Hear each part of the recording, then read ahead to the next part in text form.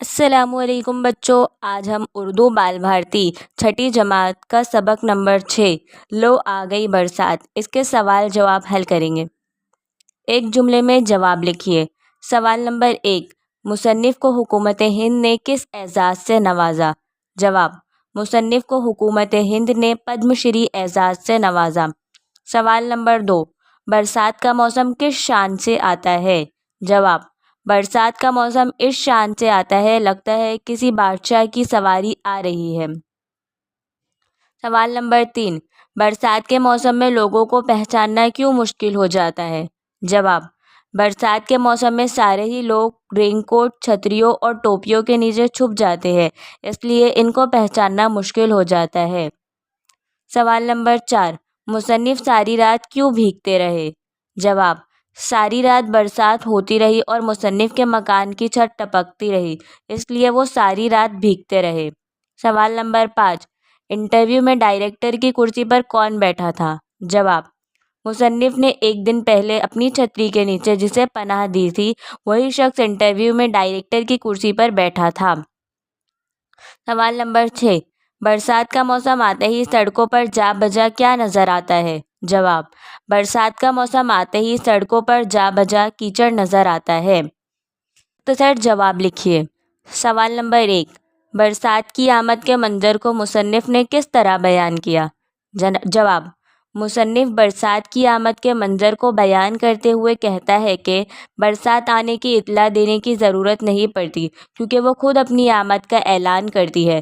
برسات کا موسم کسی بادشاہ کی سواری کی طرح نظر آتا ہے۔ پہلے نقیب آوازیں لگائے گا، پھر توپوں کی سلامی ہوگی، تب کہیں بادشاہ سلامت جلوہ گر ہوں گے۔ سوال نمبر 2، برسات کو امیدوں والا موسم کیوں کہا گیا ہے؟ جواب، مصنف جب چھوٹا تھا اس وقت کبھی رات کو طوفانی برسات ہوتی تو اسے یہ امید ہوتی صبح جب وہ اسکول جائے گا تو اسے پتہ چلے گا کہ سارا اسکول سیلاب میں بہہ گیا، اسکول کے ساتھ ٹیچر بھی اپنی چھڑیوں سمیت بہہ گئے اور ساری کتابیں بھی بہہ گئی۔ اسی طرح برسات کتنے دلوں میں سینکڑوں امیدیں پیدا کرتی ہے۔ سوال نمبر 3، مصنف نے مکان بدلنے کی کوشش کیوں ترک کر دی؟ جواب، مصنف کے مکان کی چھت ٹپک رہی تھی اس لیے وہ اپنا مکان تبدیل کرنا چاہتے تھے۔ مکان کی تلاش میں وہ ایک محلے پہنچے، وہاں ایک پان بیچنے والے سے پوچھا، کیا اس محلے میں کوئی مکان خالی ہے؟ اس نے کہا ایک مکان خالی تھا لیکن آپ نے آنے میں 6 گھنٹے کی دیر کر دی کیونکہ برسات کی وجہ سے وہ مکان گر گیا۔ یہ سن کر مصنف نے مکان بدلنے کی کوشش ترک کر دی۔ سوال نمبر 4، برسات کے موسم میں کیچڑ کے متعلق کن خیالات کا اظہار کیا گیا ہے؟ جواب، برسات کے موسم میں کیچڑ کی بالکل کمی نہیں ہوتی، جا بجا کیچڑ دکھائی دیتا ہے۔ کیچڑ کا سب سے بڑا فائدہ یہ ہے کہ اس پر پھسلنے میں بڑا مزہ آتا ہے کیونکہ اس پر کبھی کبھی آپ کی ہڈی ٹوٹ جاتی ہے اور قیمتی سوٹ بھی غارت ہو جاتا ہے، اور جو بدقسمت حضرات کیچڑ پر پھسل کر اپنے کپڑے خراب نہیں کر پاتے ان کے کپڑوں پر موٹر کیچڑ اچھالتی ہے۔ جملوں کی صحیح جوڑیاں تلاش کر کے مکمل جملے لکھیے۔ نمبر 1، برسات ہمارے دل میں کی صحیح جوڑی ہوگی دال، سینکڑوں امیدیں پیدا کر دیتی ہے۔ نمبر 2، ان دنوں کیچڑ کی، اس کی صحیح جوڑی ہوگی ہاں، بالکل قلت نہیں ہوتی۔ نمبر 3، اس نے ہماری چھتری کے نیچے آ کر، کی صحیح جوڑی ہوگی الف، ہماری چھتری کو عزت بخشی۔